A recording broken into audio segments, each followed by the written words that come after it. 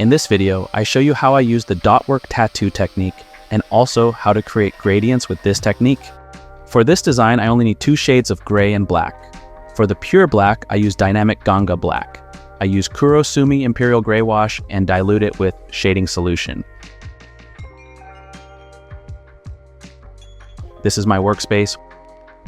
We only need a 7-round liner for the entire tattoo. If you want to know how I set up my workspace, I have linked a video in the video description. I shave the area where the tattoo will be placed with cleansing foam. Then I clean the skin with a skin disinfectant and apply a thin layer of stencil stuff. Position the stencil and press it down evenly.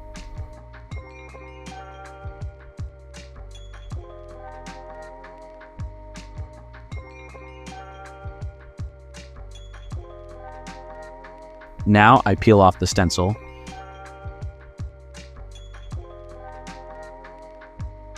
When applying, the stencil slipped a bit on one side. I simply redraw the parts that don't fit with a skin marker. Beginners can also redo it if it doesn't fit the first time.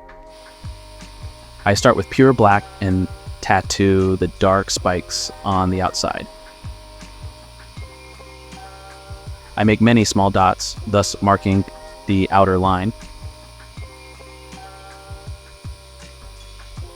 I work my way from the outside inwards. I will also display the template so you can follow every step I take. You can now also see the prepared stencil. Both images can be found in the video description. You can simply download them and practice on fake skin. Inside, I also make many small dots close to each other and try to make the area very dark. At the top left of the template, I always show you where I'm currently working with a red circle. The darkest areas are now finished, and when I switch from dark to light, I need to clean the needle. For these light areas, I also use the lightest gray. Again, I make many small dots for the outer line.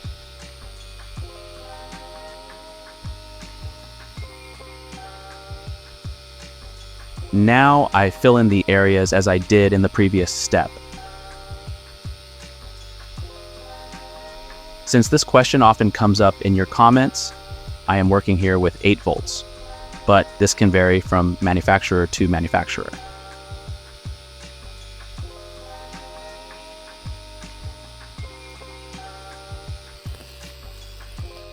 The outermost ring is finished.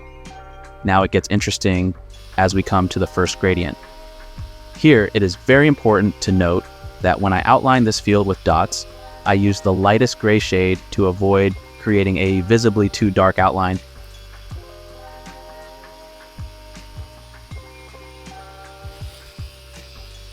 Next, I finish the bottom part with the lightest gray shade. Because the upper part will be done with a different gray shade, I leave it for now, as I would otherwise have to wash out my needle immediately. That's why I do the same for all fields that are alike and work on the upper part later. It's also important to understand that I always try to work with a system to be efficient. This also has the advantage of making each field look the same, and ultimately it makes the process faster. Let's move on to the upper part of the shading.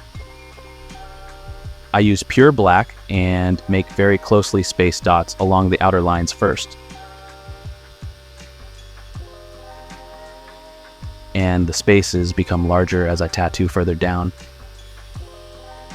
This is the simplest and easiest way to represent how shading works.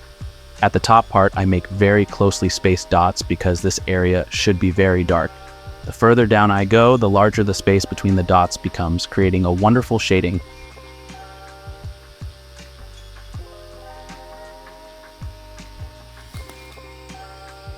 If the spaces between the small dots are too large anywhere, you can always go over it again in a second pass.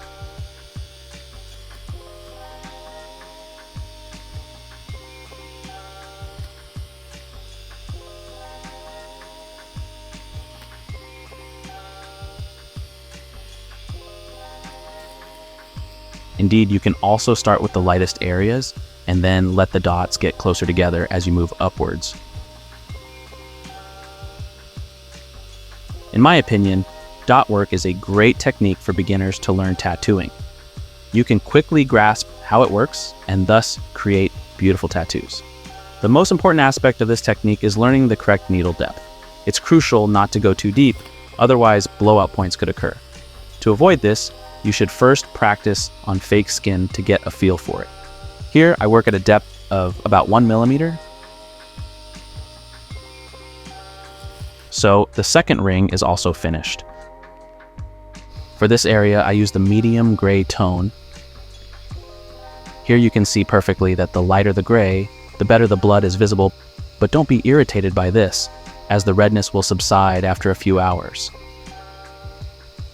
Before we move on to the next tip, I would appreciate it if you subscribe to my channel and like the video. Thanks for the support. By the way, we are currently in my tattoo studio, and since you requested it, I will now occasionally take you along and show you what I do all day. Since I can't offer an apprenticeship to each of you, I'll just take you along and show you the process. In this camera angle, you can perfectly see that I always place the template in my field of vision to work precisely and accurately. So you can see the result beforehand. I have already done the inner spikes, and now I will show you, using these 3 that I have left for you, how I achieve this effect. With the lightest gray tone, I again make the outer line. At the top, I start with larger spaces and get closer together as I go down. I understand everyone who thinks that the tattoo will change over the years and that the dots will blur and no longer be visible. However, if I make individual dots, it will have a different structure than if I simply fill or shade it. I did my first dot work tattoos about 10 years ago, and when I look at the tattoos today, they have changed, but the fine dots are still visible. They come closer to a shading, but it is still a different structure compared to a classic shading or filled area. And this is the effect we are trying to achieve here. I do this for all 3 fields. Then, as you already know, for the dark part at the top, I use pure black. Such a dot work design could also be tattooed using only pure black, where I would do the shading with the depth of the dots and the spaces between the individual dots. But this is much more difficult for beginners, which is why I'm showing you this technique today. Here is the finished tattoo, and I must say I am very satisfied with it. If you want to know how I apply the lining and packing technique on real skin, check out this video here.